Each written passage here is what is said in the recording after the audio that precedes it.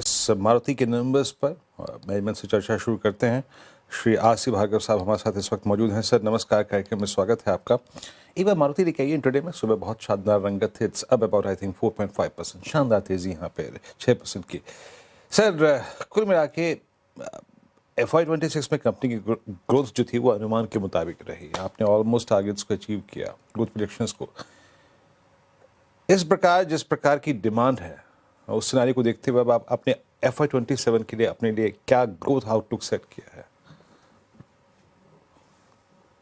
देखिए, जैसे मैंने प्रेस नोट पे भी हम लोगों ने लिखा है, आउटलुक इस साल की अच्छी है, मार्केट डिमांड अच्छी है और हमारा अंदाज़ा है कि हमारी ग्रोथ लगभग 10% के आसपास होगी।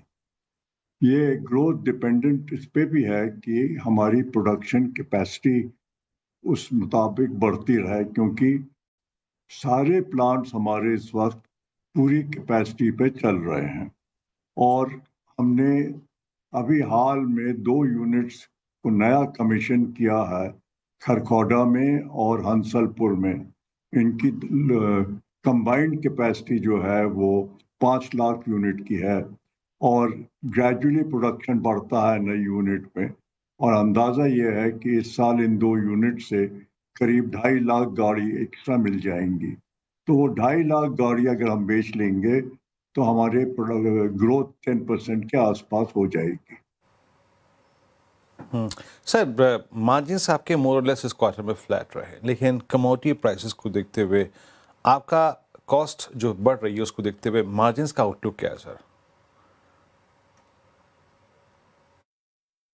जैसे कि आपके रिजल्ट में आया है कि ये कमोडिटी कॉस्ट बढ़ने से मार्जिन्स हमारे कुछ कम हो गए हैं, मगर हम अभी देख रहे हैं कि आगे चल की सिचुएशन क्या होगी और फैसला प्राइस पे लेंगे ताकि हमारी प्रॉफिटेबिलिटी की रिक्वायरमेंट्स भी पूरी मीट हो जाए, कंपनी के बेस्ट इंटरेस्ट में हो और कस्टमर्स को भी हम ख्याल में रखेंगे कि उनके ऊपर ज़्यादा कोई बोझ ना पड़े।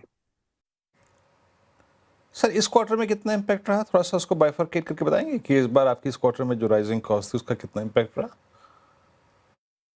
कि जो कमोडिटी का परसेंटेज है टोटल सेल्स में वो करीब 2% बढ़ गया है। ओके ठीक है, मैं इस कमोडिटीज प्राइसेस और मार्जिन्स की पिक्चर के लिए बात इसलिए कर रहा था कि सर मैं अपना अगला प्रश्न था उस पर केंद्रित कर रहा था अपने आप को कि मैं अल्टीमेटली आऊँ उस बात पे जो कि शायद इसका एक अल्टीमेट रिजल्ट होगी। आप प्राइस हाइक लेंगे क्या निकट भविष्य में, और प्राइस हाइक्स को लेकर आपकी क्या योजना है?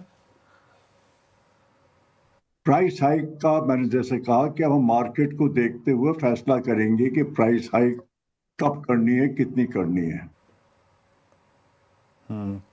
अच्छा सर, एक्सपोर्ट्स आपके लिए अच्छा कर रहे हैं और अभी बताएंगे कि कहाँ कहाँ किन किन मार्केट्स में आप अच्छा कर रहे हैं? आई मीन अगर आप थोड़ा सा बाइसेक्ट करके बता सकें बारीकियों को। और ये जो वेस्ट एशिया क्राइसिस है इसका आने वाले क्वार्टर्स में या फिर अभी कितना इम्पैक्ट रहा है या रहेगा?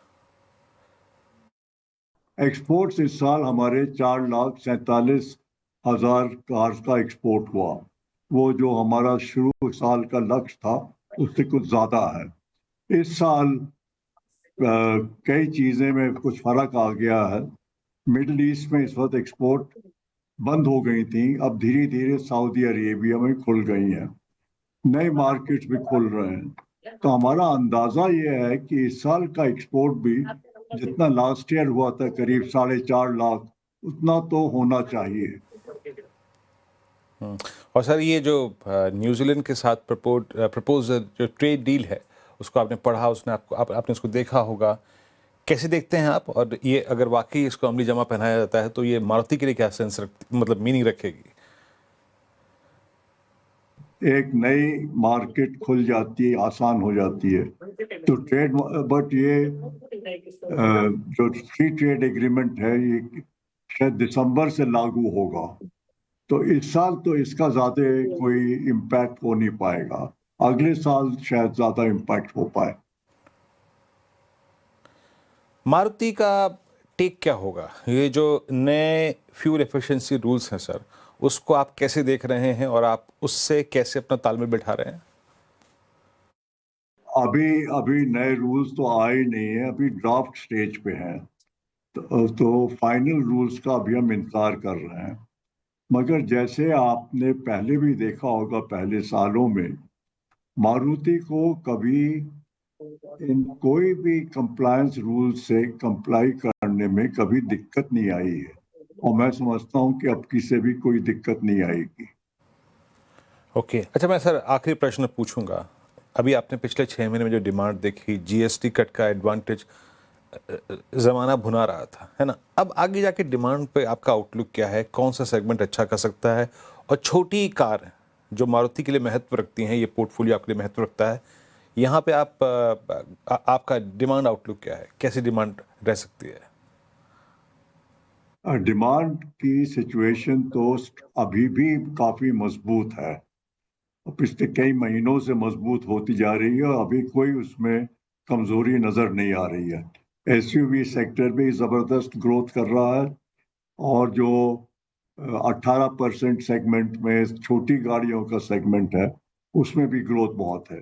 हमारी जो वेटिंग लिस्ट है वो इस वक्त ज़्यादातर छोटी गाड़ियों की है, क्योंकि अभी हमारा जो प्रोडक्शन का सिस्टम है वो नई डिमांड के मुताबिक पूरी तरह से अलाइन नहीं हो पाया है। वो धीरे धीरे हम कर रहे हैं, उसमें थोड़ा टाइम लगेगा। चलिए भार्गव साहब, बहुत बहुत शुक्रिया आप इस कार्यक्रम में शामिल हुए, इस सभी पहलुओं पर अपनी बात की, अपने फ्यूचर ग्रोथ प्रोजेक्शंस पे आउटलुक अपने शेयर किए, डिमांड पर बहुत बहुत शुक्रिया and best of luck for next quarter sir. बहुत बहुत शुक्रिया।